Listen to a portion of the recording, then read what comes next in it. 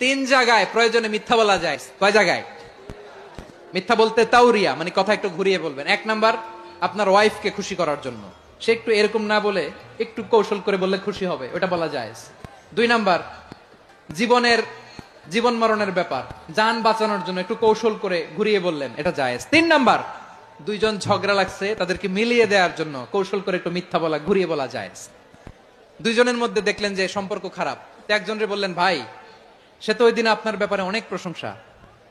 কি আমার ব্যাপারে প্রশংসা? তার সাথে তো আমার মারাত্মক সম্পর্ক। কি বললো? এই বললো আপনি নাকি এই করছেন ওই করছেন, অনেক প্রশংসা। লোকটার মন খুশি হয়ে যাবে তার ব্যাপারে, ঠিক কিনা? আবার তার সাথে যার ঝগড়া, ওরে যে বলবেন, ভাই ওই দিন তো সে আপনার অনেক অ্যাপ্রিসিয়েশন করলো, অনেক। সে তো অবাক, কিরে বলে কি আমার? এই যে দুইজনের ব্যাপারে দুইজনের একটু ভালো ভালো কথা বলে দিচ্ছেন, একদিন দেখবেন রাস্তা দিয়ে হাঁটার সময় একে অপরকে সালাম দিয়ে ফেলছে, সালাম দিয়ে বুকে জড়ায় ধরছে, আছে না নাই? আবার মিলমিশ হয়ে গেছে। কিন্তু আমাদের স্বভাব হইলো, দুই প্রতিবেশী যদি একসাথে বসে একসাথে হাঁটে, দূর থেকে দেখলে আমাদের জলে, আছে না নাই? ঘটনা কি? এই দুইটার মধ্যে এত মিল কে? এই দুইটার মধ্যে গিরিঙ্গি লাগানো যায় কিভাবে?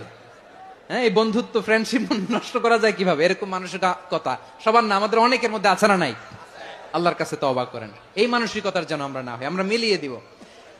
কানগুলো খরগোশের কানের মতো খাড়া করে শুনুন পেকুয়ার ভাইরা। বিশ্বনবী